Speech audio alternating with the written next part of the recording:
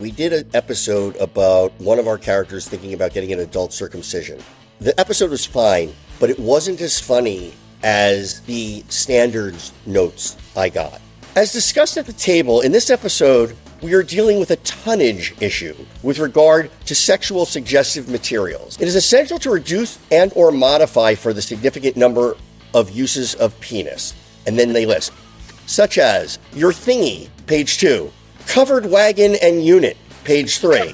Covered wagon. Hooded cobra, page 21. Welcome, MythFits.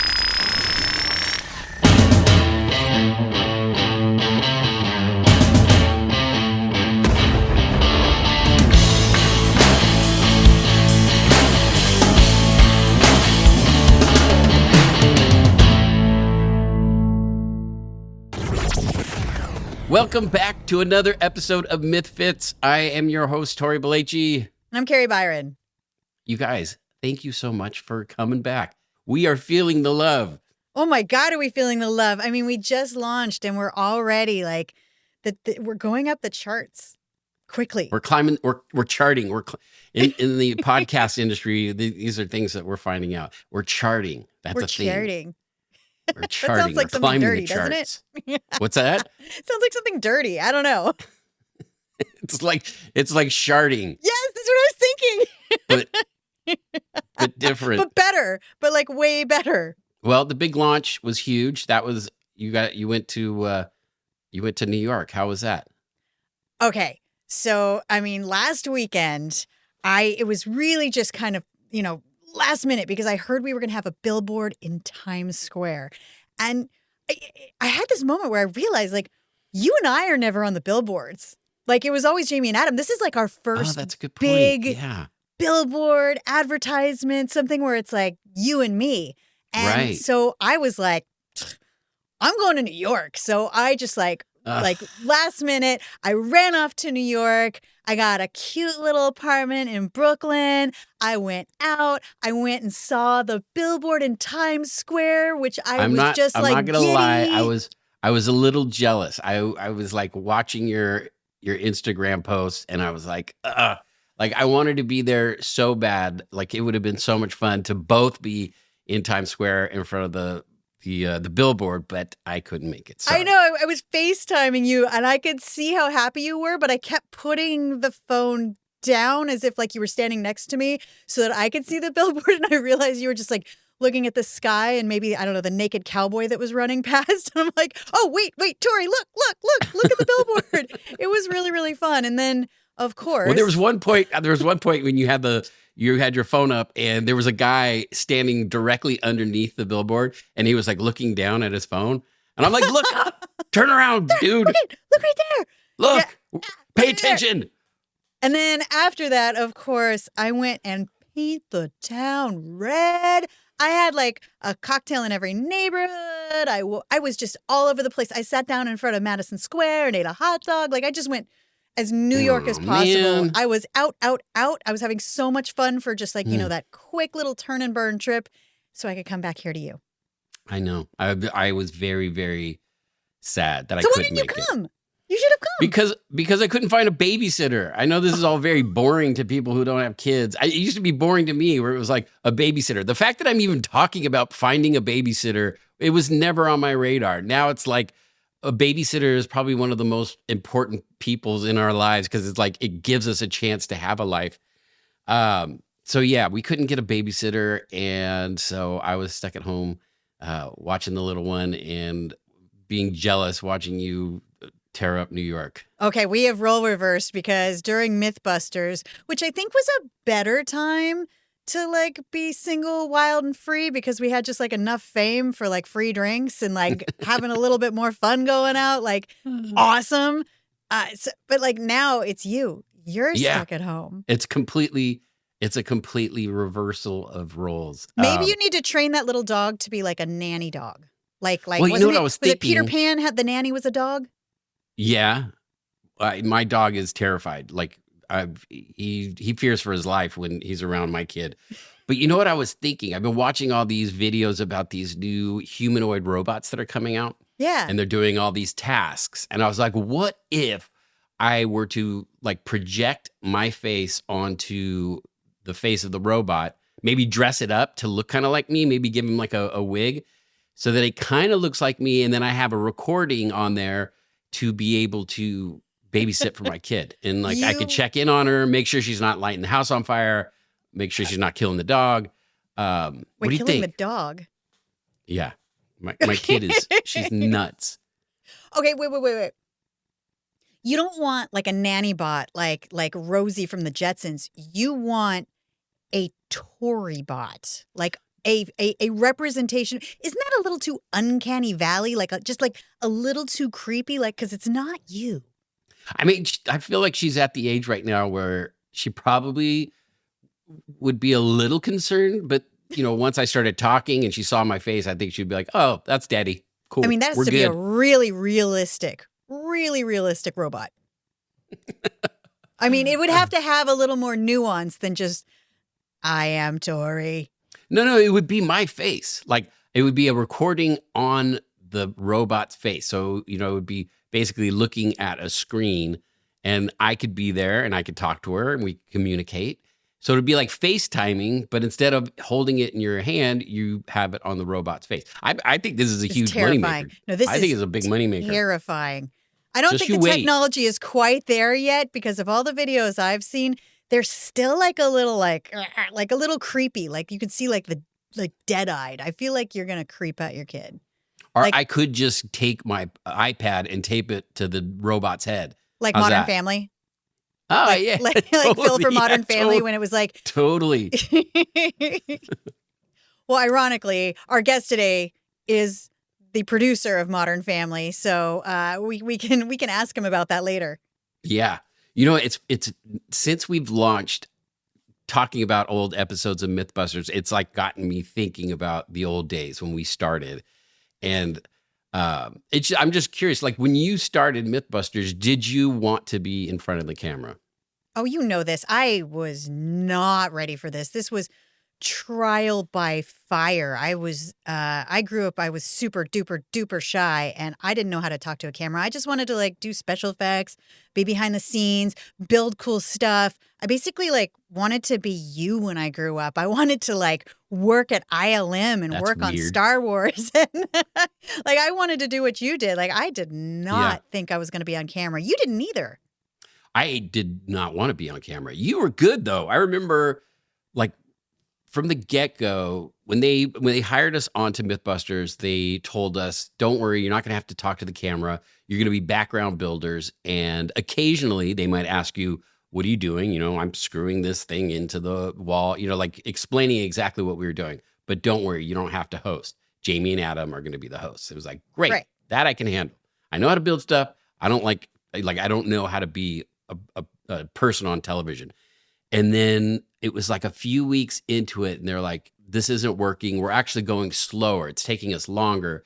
So what we're going to do is we're going to have Jamie and Adam be one team and then you guys become another team. And you guys, isn't this great? You guys are going to be on television. You're going to be our new hosts. You're like, no. Oh, dude, it was like the worst. It's seriously, nothing could have been worse because it was just like, I did not sign up for this. I don't want to be on camera. Oh, in my brain, I was like, it felt like a home movie. And I'd always had a camera and pulled that around for like home movies. And I just was like, this is on some weird cable channel like that plays animal documentaries. Nobody's going to see this. So there was like not a lot of pressure at first because I just figured nobody'd see it. Like whatever. It was. I think I got more nervous as the show got more popular. And then all of a sudden I was like, oh my God, I look weird. And why am I doing that with my face? And where did I just don't know where to put my hands. Like, what is this? That was the other thing. You're like you have to like face the reality of who you are. And it was like, oh, that's what I sound like. Oh, that's what I look like when I'm just standing there. Like my posture's so bad. God, I remember watching first few episodes and they were doing this thing where like if we would get in an argument or not an argument, but I remember there was one time where I got into an argument with Adam. He was like yelling at me for not going fast enough and I yelled back. And then when they cut the episode together, they didn't show the part where he yelled at me. So it looked like I was just a jerk. Like I was just being a complete. Yeah. I remember this. You were so pissed when the episode came out. You're like, I look like a dick. Yes. I'm like, I'm going to quit. I can't do this. Like, and then I remember calling my dad. I go, Dad, they're making me look like a jerk. And my dad's all, well, Tory, you are a jerk. And I was like, Dad, what are you talking about? Like, that doesn't help. And he was like, look, you're sarcastic. You make, you're cracking jokes. You're always being, you're a little bit of a jerk. And I was like, way to put me in my place, Dad. Yeah, way to ground you. I mean, making TV it's so weird. And making TV back then, it was kind of like, it was very different what we were doing. Like making reality television, I have a feeling is very different than making scripted television. It's dirty. It's in the moment. I bet there's a lot more editing involved because like we don't know what we're saying and sometimes we're really bad at it. So I'm imagining that when you make scripted television, maybe it's a little bit easier. Like maybe it's a little more predictable. Yeah, completely. Because I mean, it's all scripted. It's all scheduled out, right? You're trying to make your days. For MythBusters, I remember in the very beginning, they would film us constantly. Do you remember? They would just be rolling all day, even if we weren't doing anything interesting. And then we got notes from editorial and they were like, can you guys stop filming everything? Because we have to go through and screen. We have to view every single tape to find what is usable. For every hour that you're working is an hour that they're watching. That must have been excruciating. Yes. Are you still pitching shows? Because like I still every now and then I want like another MythBusters show. And I know that you and I have pitched a lot of shows together. Like, are you pitching shows yourself right now? Not now, but like back in the 90s, I was working for Lucasfilm and me and a buddy were like super nerds. And so we were like, let's come up with a TV show that we can pitch to the science fiction show. So Sci-Fi Channel was an independent network at the time. They hadn't been bought by Universal yet. And so they would mostly show old science fiction movies. And we were just like, let's see if we can come up with a late night show for them. And so the concept was, it was an alien late night talk show. And so we would beam guests onto the show and then do the interview and then beam them back. And so we had this whole concept. So we go into the Science Channel, we pitch the idea and they're like, okay, we need to see this character come to life. So we did this like sizzle reel. So we made this actor up, Steve Kahila, hilarious guy. You should check him out. He's like been in a million movies and TV shows.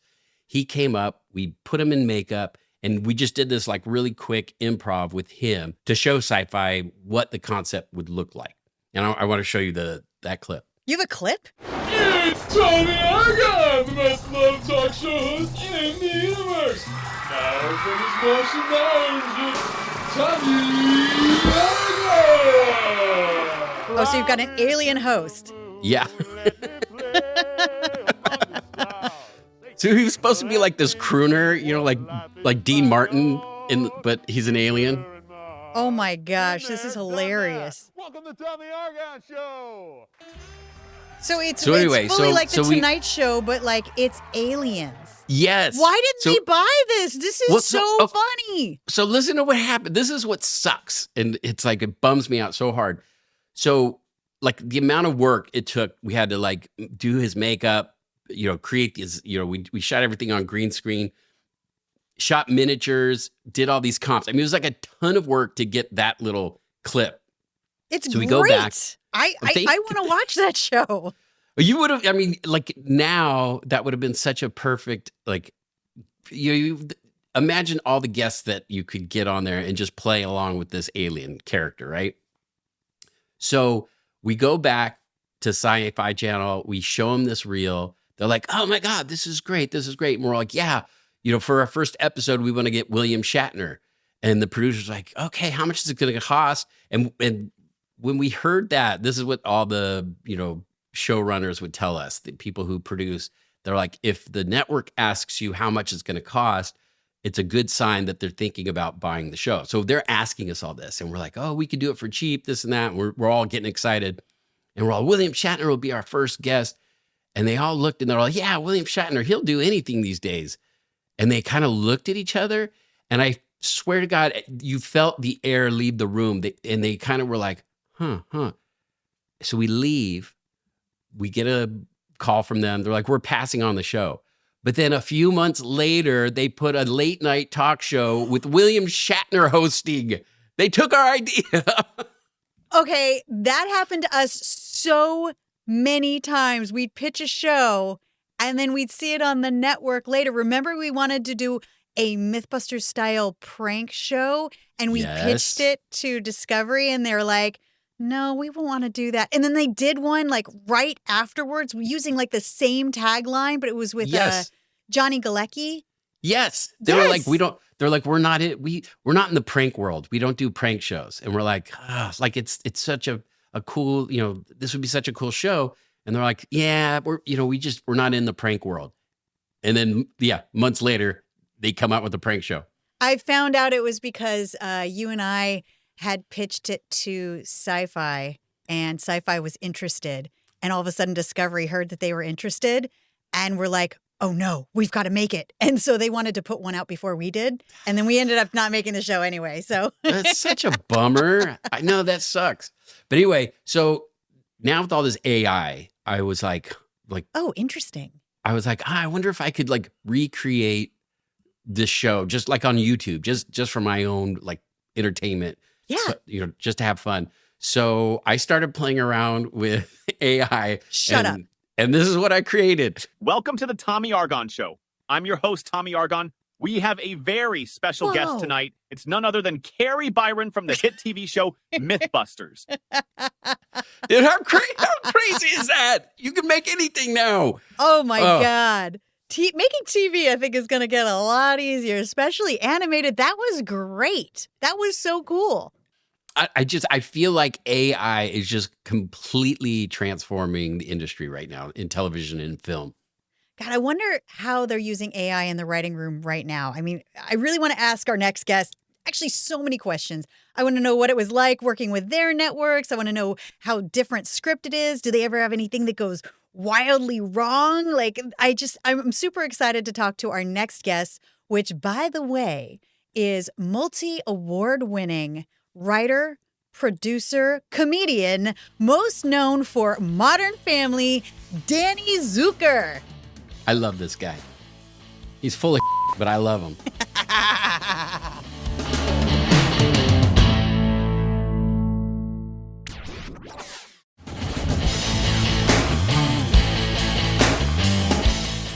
One of the things that was so funny is that the younger generation of my family they don't think I'm famous until Kari, you're on television. They're not impressed with my show, but my nephew is currently binge watching Modern Family, and they have referenced MythBusters and Pumpkin Chunkin a couple times, and he's like, "Whoa!" All of a sudden, it's like Aunt Kari's cool. Wow, she's famous because another show talked about her. They did an entire episode of Pumpkin Chunkin, and that's when I realized that the writers on that show are MythBuster fans.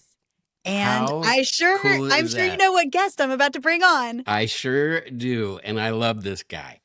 All right, so we get to talk to today multi-Emmy award-winning writer, producer, and comedian Danny Zuker of Modern Family. I mean, he's had a million hits, but Modern Family is the biggie that we all know of, at least my nephew knows of, and impresses him. Oh, my God. Danny, what is going on? This must be so exciting for you guys. It's like, I'll never know that, but that feeling, but wow, so good. I'm doing great. We're hoping that you on the show will give us a rating bump. That's what we. That famous Zuker bump. We need that Zuker bump. We need that magic. So you guys referenced MythBusters so many times on Modern Family, and I wanted you to take us to the writing room. Like, did you guys watch the show? There were a handful of us. I certainly was obviously one of the leads in that. But, writers, comedy writers, and this is going to shock you, but some of us are nerds. I know. You thought we were all like triathletes and womenizers and studs. Yeah. But some of us have like a little secret nerd thing. And so, so there were a handful of us that watched the show pretty regularly. I one of the writers on the show, Brad Walsh and I would frequently talk about it. And also the fact that like MythBusters came on right around the time that my first kids were born. You know, all my kids were born right around that time. So I remember one of my daughter's friends, like this is in elementary school, like when she'd come over was like her favorite show was MythBusters, and we'd watch it. I always thought, oh, that's such a clever show for a little kid to watch, and watching it there. So yeah, so it was a combination of you had, you know, you blew stuff up. You had all these references. It was nerdy. And sciencey, and there's a handful of us who really love science and are sort of frustrated scientists. I think like that the culmination of that was like probably a show like Big Bang Theory, you know, where it's like, oh, all these guys are going to throw all of their, you know, all the little pop science we all read and watch and so yeah, so the show was just great fun, and I think like I don't know, there's just something about blowing stuff up and throwing things far and crashing things and drowning things and burn, you know, that it's just that kind of destruction is just, it's super fun to watch in a safe environment. I don't know if you guys can tell, but the three of us have been friends for quite a while. I actually remember I found Danny because I was following you on Twitter back in the days when the check marks were just celebrities. And so you could direct message somebody who had a check mark and they'd message you back because it was like kind of exclusive at the time. Yeah. And it was sort of like a drunk dial. I was drinking some wine. I'm like, I wonder if the Modern Family guy knows who I am. I'm like, hey, what's up? And then just on a lark, I told you to meet me at Comic-Con if you were in town. Yeah. And you did. You showed up. And I was like, I got a tequila waiting for you. Well, imagine this. So I'm the nerd I described at the very beginning of this podcast who watches MythBusters. Okay. Just like all you other fans out there who watched MythBusters at that time. And then Kari Byron slips into your DMs and says, I'm blushing. And says, do you want to drive 2.5 hours and meet us all, and we're gonna have and I knew people were having the party, but it's like, if you say no to that, what the is wrong with you? So I just figured you'd already be at Comic-Con. No, I lived I lived the dream, and I got to hang out with Tory and oh my god, that was the first time I met you. I have so many questions for you. Okay, so in case anybody has not seen Modern Family, which is crazy because if you're watching this, you probably are, a big fan. Modern Family was about basically a beautiful family story with a lot of great, like just really developed characters. And you developed one of the characters on the show, which is the dad, Phil.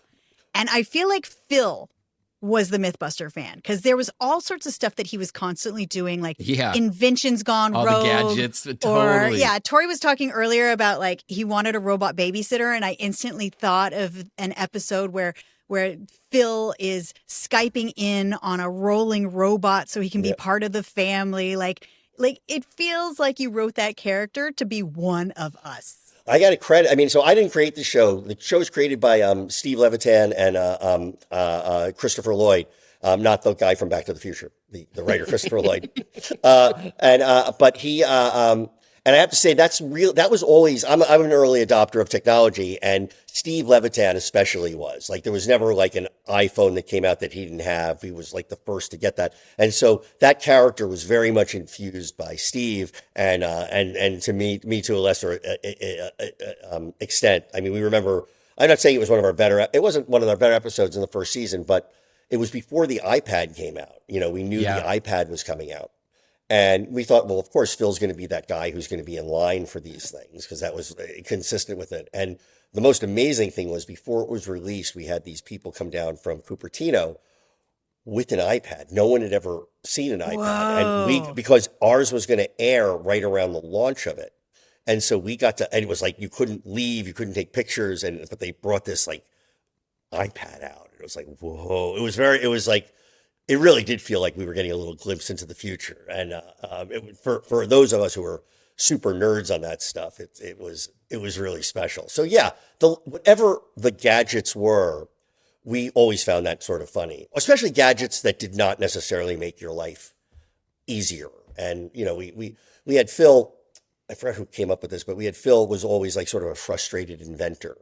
And he had this one device called a real head scratcher. And it was like basically, oh my God, it was like a colander which scratched your head with these moving things, and you got your hair caught in it. And so it's, that goes back to the Nutty Professor. I mean, that's a trusted, but it seemed organic. And I have to say, Ty Burrell is one of the most gifted natural physical and comedians, regular comedians I've ever worked with, and comic actors. And it's funny that you mentioned that episode, because there was when we were doing MythBusters, you know how like for us in reality, it's like when the cameras roll, you just start doing stupid stuff that you wouldn't normally do, right? We're not, for sure. We're not rehearsed actors. We don't have lines.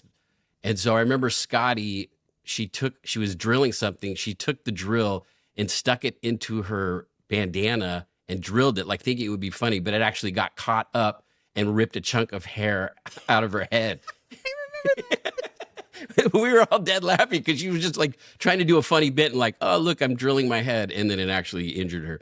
The ends of these stories are usually Hollywood stories, and then they died. And then she actually lobotomized herself. Yeah. She's never been the same. Did you ever have anything go wildly wrong on set when you guys were filming? Like any major accidents? Because we were always getting hurt doing dumb stuff. The safety protocols on our show were such that it was hard to hurt yourself on those things. I'm sure the actors have had like those moments where like, in the fleet of, I mean, I know we've had like a dish break and one time we did a scene where it wasn't about technology, but we met Jay's brother, Ed O'Neill's brother, who was played by Jonathan Banks from Better Call Saul and Breaking Bad, and there was a scene at the end where those two had to wrestle, and both of those guys are alphas. The actors are alphas, and when they got together, they were actors of a certain age who it started to become serious, like not like that they were hurting each other, not that they wanted to, but it's like I'm not going to give up being alpha here. Right. And they, what I thought even in the editing room was a breakaway lamp, was not. It was like, and somebody was like, I think both of them were a little bit, although no one would admit it, were both worse for wear after that scene. You did an entire episode one time on Pumpkin Chunkin, which for me, that cracked me up so hard because things kept going wrong with the pumpkin. And like Tori and I hosted Pumpkin Chunkin so many times. I know. And we had so many weird close calls on set and things that went wrong. But the funniest one was when we were on Fox News. We were trying to like promote the show, and we were letting their hosts do like a pumpkin chunk out, like it was outside in front, we're in New York, like the whole city's watching, and they actually chunked part of the pumpkin into one of their cameramen. We're like on the streets of New York, and these guys are flinging, like they set up this big giant, trebuchet or something to launch these pumpkins, and these guys they're launching pumpkins on the streets of New York, and they're like kind of closing off trapfic, but these things are going into the like overhead. Oh my God. And we were not consulted on this. We could have told them this was just a terrible idea and this is super dangerous. And they're like, no, we saw you guys do it on TV. It was like nuts. I'm starting to think Fox News might be reckless. It's terrifying. I was amazed that you guys never, I mean, I know you've told me some stories, but it's like, I'm sure there's several bullets you most literally dodged in various cases. Okay. So when Science Channel, I'm sure you were watching all this stuff because you definitely were nerding out on all the same stuff we were nerding out on. Yeah. Science Channel was trying this like experiment where they wanted to do sci sports. So it was like, what are nerd sports? So like we obviously had Pumpkin Chunkin, which like Tori and I have a million stories of close calls, but they also wanted to do large and dangerous rocket ships. I remember that. You remember that one? Yeah. Tori had a show called Flying Anvils. Did you ever see that one? I didn't. How did I miss Flying Anvils? I mean, everybody watched that show. I'm the target demo for that. So Tori has my very favorite story of something going horribly wrong on set. We were in the middle of Missouri, and it was like during the summer, and they have this big event at this fair where they take 200-pound anvils and they drill out a hole, fill it with a pound of black powder, and then they put another 200-pound anvil on top and then they light a fuse, and these things explode, and it launches these things, like 300 feet into the air. I mean, it's nuts how high these things are going. And you're just like looking up, going, is this thing going to crash on our heads? And so the way they would judge the competition is how high, so like the hang time. So they would time it from the time the blast goes. Anvil hang time. It's an anvil. It's an anvil hang time. And so then how far from the launch anvil they would measure. So the closer you are, that meant that you made it very level and it was like a good shot. So anyway, so we're doing this all day, and you just start getting used to the fact that there's, these 200-pound hunks of steel flying over your head. But so they get to this one guy, they called him the Colonel. He had this black top hat, these horn-rimmed glasses, and he was like smoking his cigar, and he was like, this is my 350th shot or whatever. And so we're like all on him with the cameras. We're like, okay, this is the Colonel. He's about to go for his, record-breaking shot, whatever. He lights the fuse, and all of a sudden it explodes. And we're all just sitting there. And there's this big white cloud, and we're like, oh my God, we just killed the Colonel.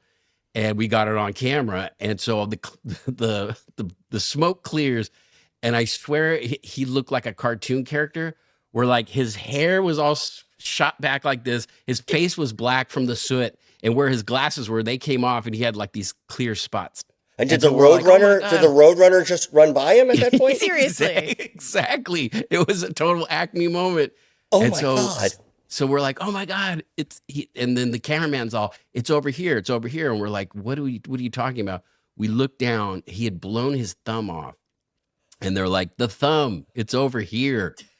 And it was like the most terrifying moment I've ever experienced on camera. And they're like, okay, wrap him up. And he's like, they're putting him on a gurney, and the helivac came in.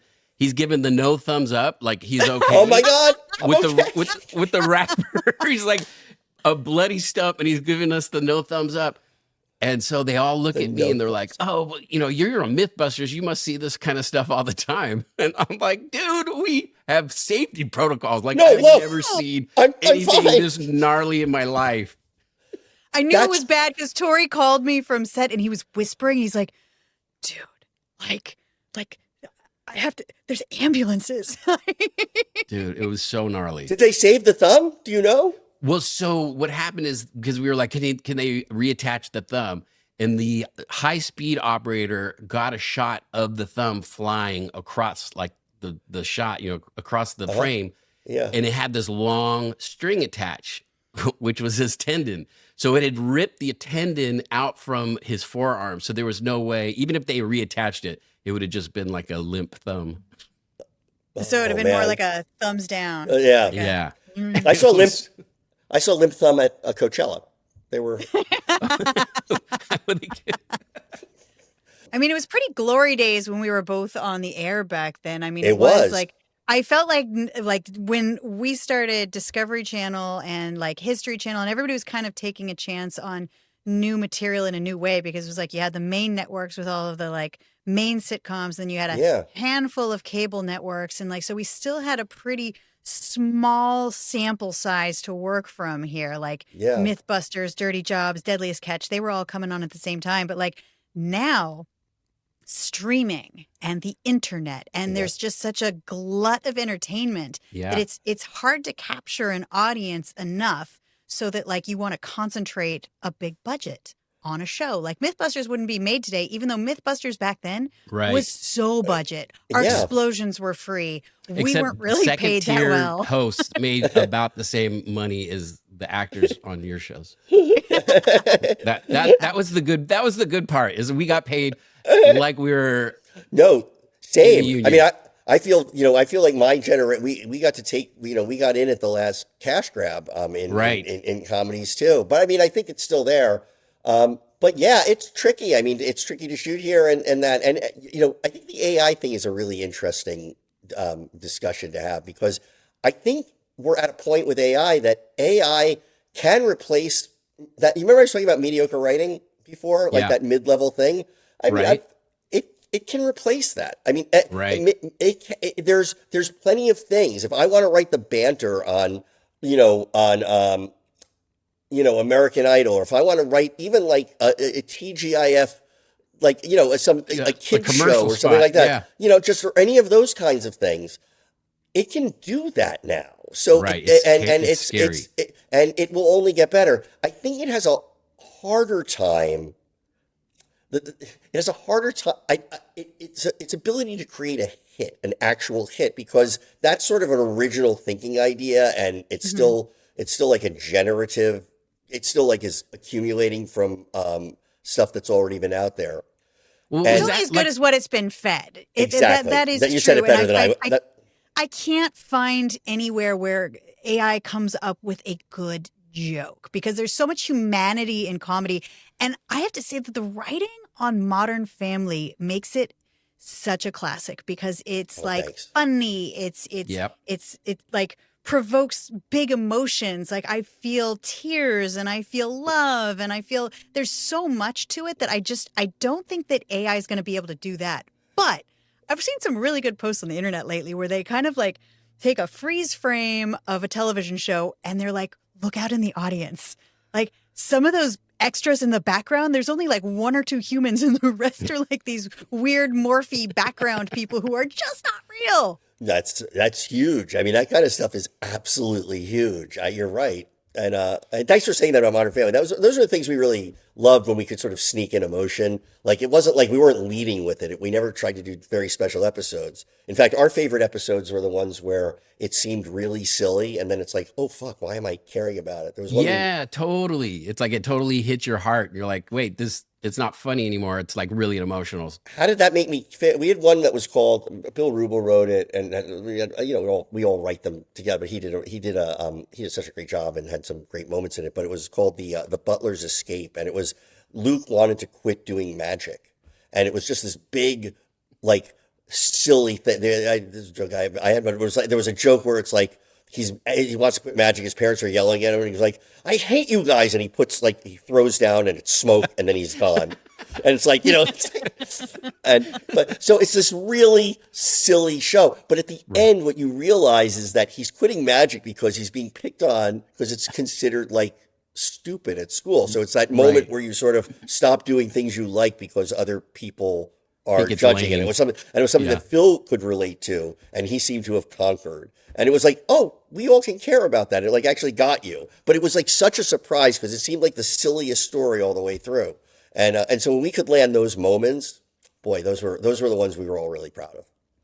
But do you find that, like, especially with comedy, where you have so many people policing what jokes are being said because it might be offensive, that you're dumbing down the comedy? Because, you see like Netflix or you see Amazon, they're coming out with like these kind of edgier comedies because they're not kind of beholden to, that judgment. Yeah, I mean, look, I think there's been a certain, the puritanical side of the media has always been there. In terms of like, the censorship on network television was much worse back before we had the word cancel culture than it is now. So, because I don't think cancel culture is frankly a joke. I don't think I'm not a big proponent of it, believer in it. So the people who are crying that they've been canceled seem to get $1 million deals, and it's like I'm only hearing that you're canceled because I see you on every fucking streaming service. Right. Damn, I can't be canceled. This show's. I know. I need to pick a minority group to pick on, and then get mad at them for being mad at me, and then I will. But I don't know. I think comedy. This is me pontificating. I think comedy works best when there are restrictions. Now, I don't always agree with them, and I mostly don't agree with them. But somehow, when you have to come up with a more clever way to say something, like if somebody says, like, you don't get this, we can't afford to do this thing. How are you going to make that happen now cheaply? And you can find that way. It's like, somehow it works.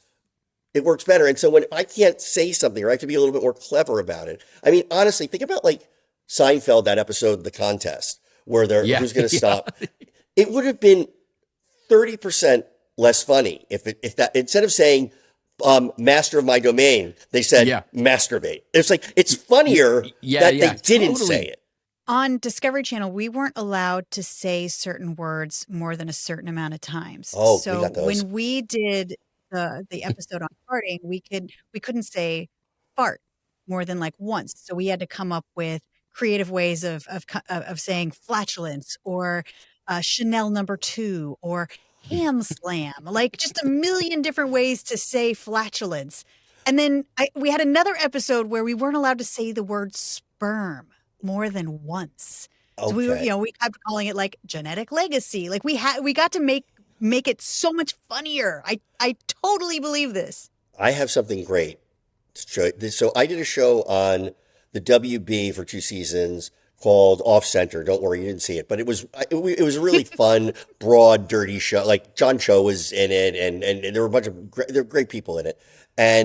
But as we were getting closer to being canceled, we did an episode about one of our characters thinking about getting an adult circumcision, and Eugene Levy was playing his urologist, and the episode was fine, but it wasn't as funny as the standards notes I got, which were the memo on what I could and couldn't do in the episode is funnier than the episode. And I actually leaked it to the New York Post and it went out. And I actually, if I may read from it, can I stand up for 1 second? Please. It's worth it. I have a frame. Hold on. This is for an episode. This is from February 25th, 2002.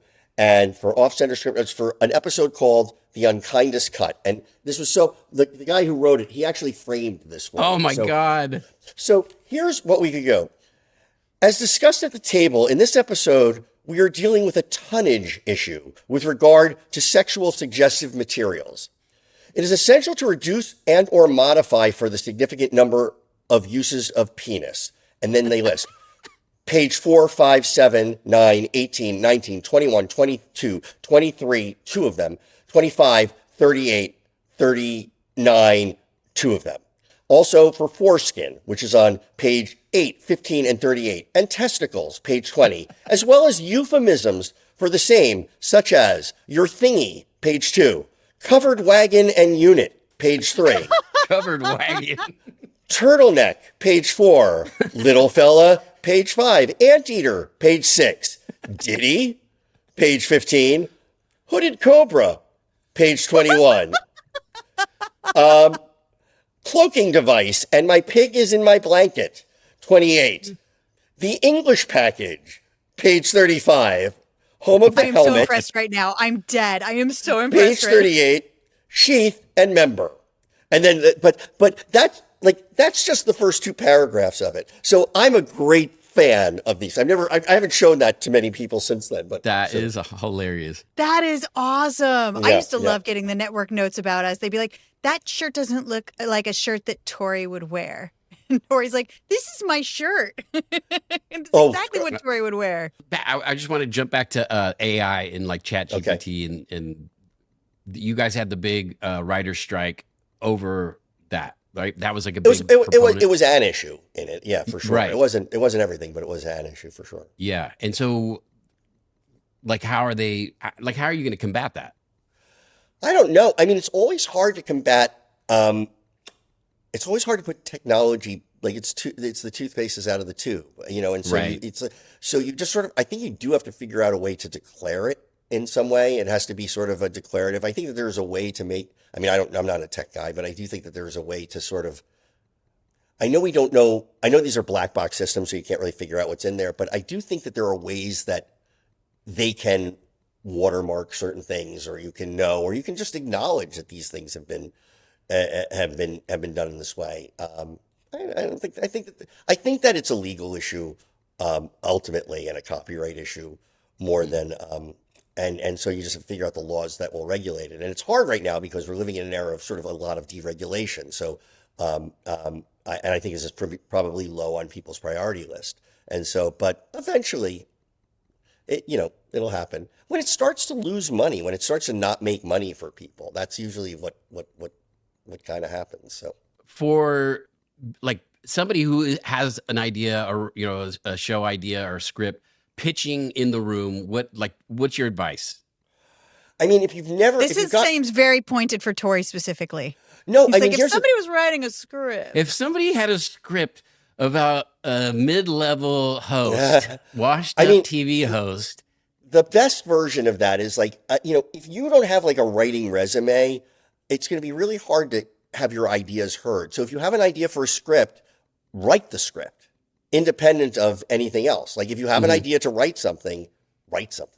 Like the idea of pitching something before, because ideas are cheap. Now, which is not to say like you may have written like, so somebody might have written a great piece in the New Yorker or in the Atlantic, and it's like, well, that could be a show, what that was. Right. And so then you have a little piece of IP that you're developing in that way, or you have your own personal story and you're looking to have a writer come out, or you want to tell it. But again, you want it to be, it's not like you can come in with nothing and say, I have this great idea. It takes place at a dental office where I used to work. And, everybody was so wacky. And it's like, okay, well, it's great. I mean, because, there are two shows like about, I don't know, this is not a slam on either, but there's like two shows about a family living in Queens. And, there's like All in the Family and there's King of Queens, and they're vastly different shows.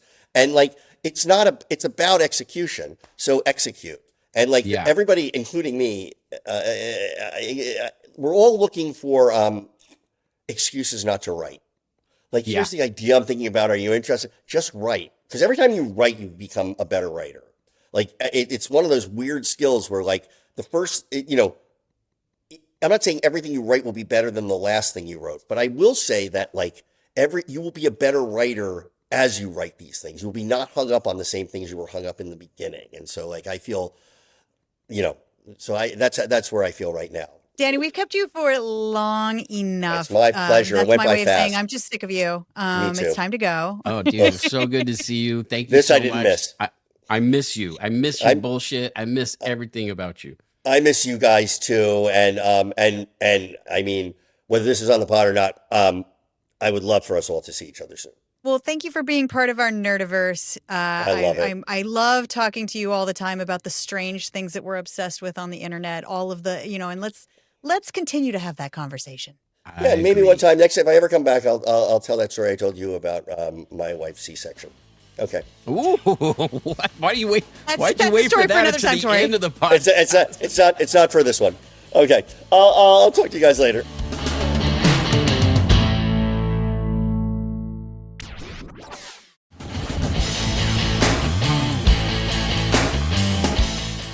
Oh my God, it was so fun to talk to Danny. I love how many weird friends we've made over the years by doing this show. The Nerdiverse is strong. Dude, he's such a good guy. I miss that guy. It's funny, as we were talking Flying Anvils earlier. Yeah. And, we always end the show with audience questions so that we could talk to our island of MythFits.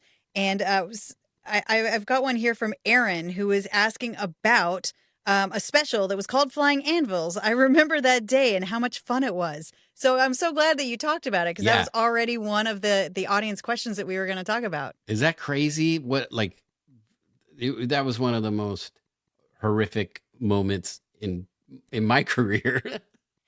We've had such a weird past and collection of stories, and it started long before MythBusters. Like, my dad always used to say that, like, I was a MythBuster in training from the time I was a kid, because I tried to push my sister 360 on a swing set. I was always using her as a crash test dummy for experiments. Like, I know your childhood stories because you and I have been hanging out for a long time, but it looks like one of our fans also wants to ask you a question about something that is one of my favorite stories you tell. Okay. So it says, I remember reading, this is Nicola, I remember reading somewhere that you DIY'd a flamethrower as a teenager. So, yeah, Tory, can you tell this story so everybody can feel really sorry for your parents? Oh, my God. So my parents were out of town and they left me alone, and that's a mistake right there. And you didn't have a robot babysitter? I didn't have a robot babysitter. See, this is a lesson. My parents don't go out of town. Stay home. It's safer. So my dad had this airless, it was like a Binks car paint gun, and we were using it for different projects. And I thought to myself, I was like, oh, what if I fill it with gasoline and then put a little torch on the end? I can make a flamethrower. So I did it, and it worked amazingly. But as I was spraying back and forth, I like turned and I hit the side of the house, and the whole wall caught on fire. And I was like freaking out. So I dropped the spray can, ran, got the hose, sprayed it down, put the fire out. However, the house was now all covered in black soot. It was a stucco finish, but now the whole thing was just pure black. And I'm like, dude, you're poor parents. Poor dude, parents. do you like the fact that I didn't burn the house down was like, okay, we made it through that problem. Now, how am I going to get this wall clean? Because as soon as my dad comes home, he's going to know exactly what happened. So I'm spraying it. I'm scrubbing it with the, detergents. Nothing is working. And then I'm like, I'm dead. But then I remembered we had just gotten the house painted like a year before. So there was leftover paint. So I went and rolled it, and you could not tell. It looked perfect, right? So I was like, crisis averted. You got away with it. Totally got away with it. This is like a teenage coming of age movie right here. But so then years later, we're on MythBusters, and we went on the Craig Ferguson Late Show, and I'm retelling this story, and my parents called me up the next day. They were like, "You son of a saint, like you almost burned our house down." We had no idea for like 20 years, and they're finding out on television. So, dude, what a way to find out because you're talking on the Craig Ferguson show. Oh my God. My parents were so livid. They're like, what? I mean, by this point they were like, this is funny, but God, that could have been awful. Oh my God. That's amazing. I seem to remember that the cops came to your house a couple times while you were a teenager. Oh, that's another. You were trouble, dude. I got stories for days when it comes to getting in trouble with the police. I don't think I ever got into that much trouble. I was a playful Mythbuster in training. Like I was always building strange stuff. My dad had an awesome workshop, and I love that smell of wood and making stuff. But like you were a troublemaker. You would have been so fun to hang out. Do you think we would have hung out in high school? Probably not. I'm just cool kidding. Yeah, we would have been besties. We would have been best of friends. Do you ever build weird, destructive things now? Like no. If you could go mess around in the garage and just like play around, would you make a bigger, better flamethrower? And how would you do it? You know what? I was going to say no, but yes. I have this. I want to build a rocket car. Remember when we did all those rockets for the Rocket Surfer the Rocket Surfer. And we strapped all these model rockets to the back of a surfboard and lit it all on fire and tried to surf across a lake, right? That was the myth that this guy was from California and moved to the Midwest and wanted to surf. So he created this rocket powered surfboard to get across the lake. So we did it. It was awesome. And I was like, man, I want to build a little like soapbox go-kart and do the same thing. And just you pick rockets rather than like some sort of like jet engine that would just like, like a jet engine. It's like, I would have to go get it and then have the gas, and it would be a bigger production. This would just be build a bank of rockets and then, maybe go do the Red Bull where they, the Red Bull challenge where they go off where they go off the end of the wharf.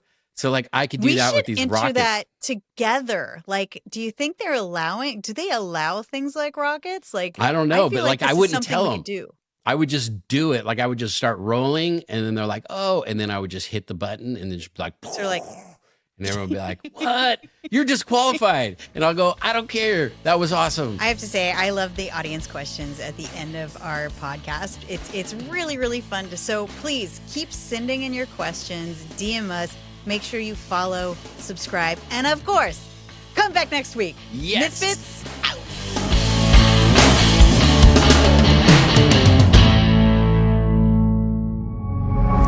out. Pioneer.